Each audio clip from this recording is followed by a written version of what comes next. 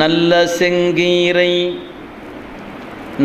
செங்கீரை தூய மாவடு அரிசி சிந்த அல்லல் தீர்த்து ஆளவல்லார் அமுது செய்து அருளும் அப்பேறு எல்லையில் தீமையேன் இங்கு எய்திடப் பெற்றிலேன் என்று ஒல்லையில் அறிவாள் பூட்டி ஊட்டியை அறியலுற்றார். என்ன செய்கிறாரு?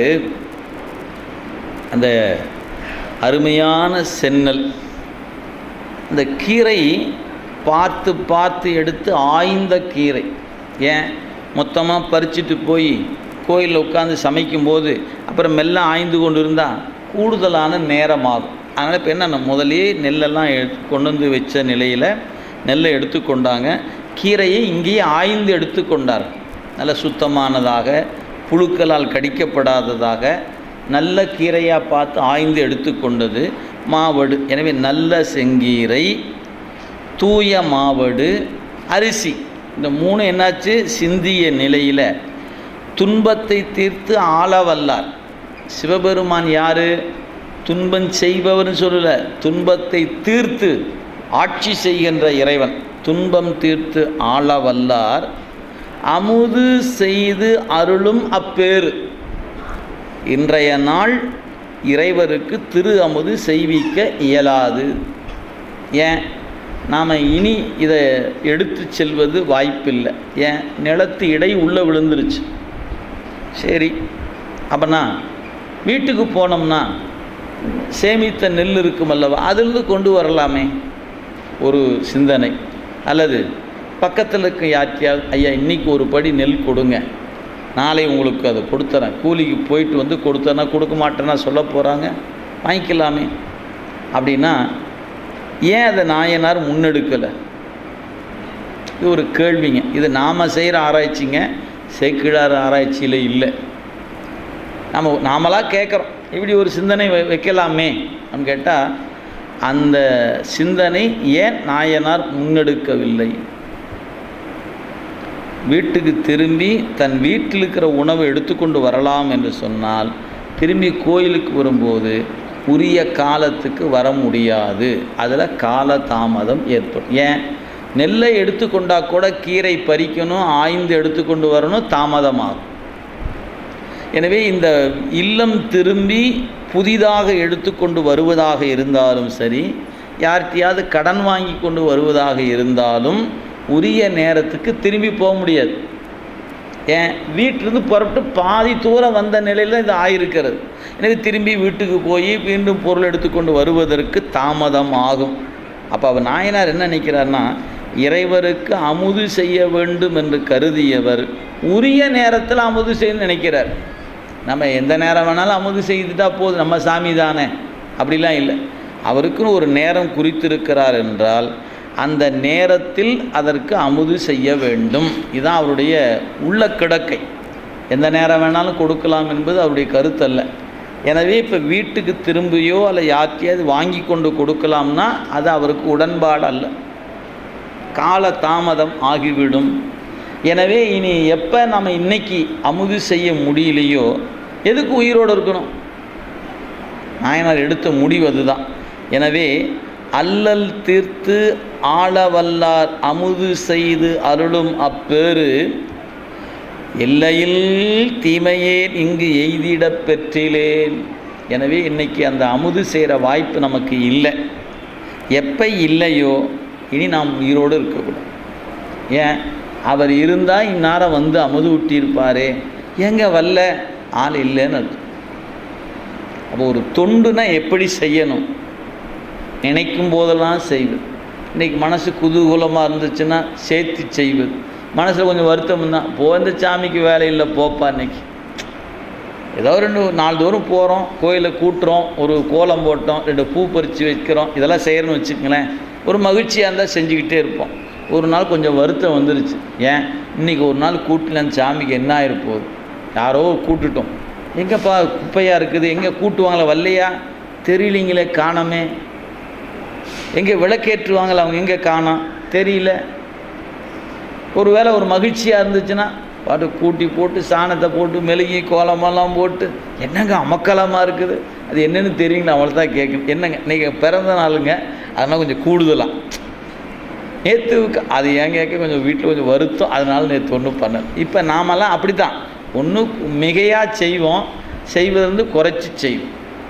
என்ன செய்கிறோமோ அதை மாற்றிக்கொள்ளாது செய்வது என்பது அவ்வளவு எளிதான காரியம் அல்ல. நீங்கள் ஏதாவது ஒன்று வச்சுக்கோங்களேன், 5 எழுத்து மந்திரம் சொல்லுது, செலவில்லாத வேலை. ஏன் மற்றதுக்கெல்லாம் எங்கேயாவது காசு வேணும், பணம் வேணும், அது வேணும், இங்கே போனாங்க, ஒன்றும் வேண்டாம். 108 முறை 5 எழுத்து மந்திரம் சொல்லணும். எப்போ சார் சொல்லலாம்? நீங்கள் காலையிலேருந்து சொல்கிற நம்ம எங்கேயாவது மாறி போயிடலாம், பதற்றத்தில் எந்திரிச்சிருவோம், அப்படியே இருக்கும். தூங்கும்போது சொல்லலான்னு வச்சுக்கிங்களேன்.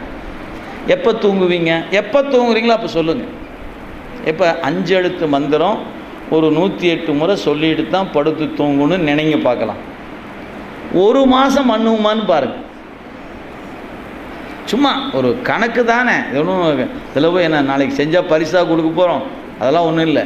செஞ்சு பார்த்தீங்கன்னா தான் ஒரு செயலை எடுத்துக்கொண்டு தொடர்ச்சியாக செய்தல் என்பது சாத்தியமில்லாத ஒன்று. யாருக்கு சாத்தியமாகும்? அந்த 5 எழுத்து மேலே ஒரு காதல் இருக்கணும், 5 எழுத்து மேலே ஒரு அன்பு இருக்க வேண்டும். பெருமானே, நீ எனக்கு கொடுத்த வாய்ப்பு, இதை நான் சொல்லாமல் இருக்க நற்றவா உன்னை நான் மறக்கினும் சொல்லும் நான் நமச்சிவாயவே. அது சும்மா வராதுங்க. அந்த உறுதிப்பாடு எப்போ வரும்? திடீர்னு நம்ம வீட்டில் ஒரு முக்கியமான ஒருத்தங்க இறந்துட்டாங்க, படுத்து தூங்குற நேரம் சொல்லிட்டு தூங்குன்னு நினச்சி ஞாபகம் வருமா என்ன? இந்த சாமி இத்தனை கும்பிட்டுமே இந்த சாமி இவரை கூட்டிகிட்டு போயிடுச்சே அப்படின்னு வருத்தம் வந்துச்சுன்னா, இன்றைக்கி 5 எழுத்து மந்திரத்துக்கு லீவு தான். நாளைக்கு சொல்லுமா தெரியல, அது நாளைக்கு பார்ப்போம் இல்லையா? சரி, வேறு ஏதாவது ஒரு வீட்டில் ஒரு மகிழ்ச்சிக்குரிய விழா உண்டு, நம்முடைய குழந்தையினுடைய பிறந்த நாட்கள் விழா அல்லது திருமண விழாக்கள், ஒரு புதுமுனைப்பு விழா, ஏதாவது ஒரு மகிழ்ச்சிக்கான தருணம். அதில் போய் கலந்து கொண்டால் நேரம் போனதே தெரியல. அடித்து பிடிச்சி வீட்டுக்கு வரும்போதே மணி 11 12 ஆகிப்போச்சு.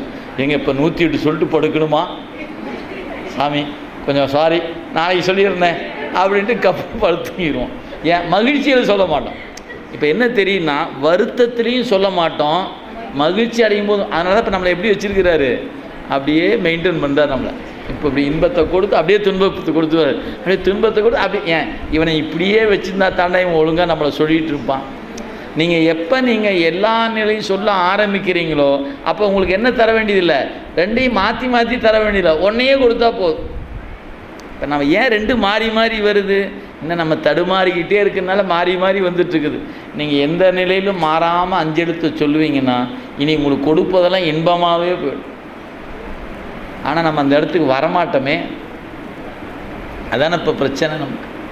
எனவே ஒரு மந்திரம் சொல்லணும்னு நினச்சாவே கடினம். இது தொண்டு, அதனால அது தொண்டுன்னு பேருங்க. எனவே தொண்டு என்பது எளிதான காரியம் அல்ல. அதுக்கு இறைவன் கருணை உங்களுக்கு வாய்க்கணும். அவன் கருணை உங்களுக்கு கிடைச்சதுன்னா இந்த தளர்வுகளையும் தளர்ச்சிகளையும் கடந்து செய்ய வச்சிருவார். அவர் தான் செய் வைக்கிறார். நாம் நினச்சிட்ருக்கிறோம் நாம் செய்கிறோம் அப்படின்னு. நாமெல்லாம் செய்யலை. அவன் நினைக்க வைக்கிறான், நினைக்கிறோம், செய்ய வைக்கிறான், செய்கிறோம். அவனுடைய கருணை இன்றியமையாதது அப்படிங்கிறது அப்போ தான் புலப்படும். இப்போ வரைக்கும் நம்ம என்ன நினைப்போம், என்னால், என் முயற்சியால், நான் நினைந்ததால் அப்படின்னு நினச்சிட்டே இருப்போம். நினைப்பதெல்லாம் நடப்பதில்லை. அதை நினைவில் வைத்துக் கொள்ளுங்க. அதனால் இங்கே சொன்னார், இந்நிலையில் இந்த அமுது செய்கிற வாய்ப்பு இன்றைக்கி இல்லை, எனவே இனி உயிர் வாழக்கூடாது என்று கருதி கழுத்தை அறிய முற்பட்டார். இந்த கழுத்து பகுதிக்கு ஊட்டின்னு பேர். ஊட்டியை அறியலுற்றார். பெருமானே இப்படி ஆயிடுச்சே, நீ நான் ஏன் உயிர் வாழணும், உனக்கு உணவு கொடுக்காத நான் இனி இருக்கக்கூடாது அப்படின்னு அந்த கதிர் அருவாள் கொண்டு தன்னுடைய கழுத்தை அறிய முற்படுகிறார். இப்போ தான் என்ன நடக்குதுன்னு சொல்கிறார்.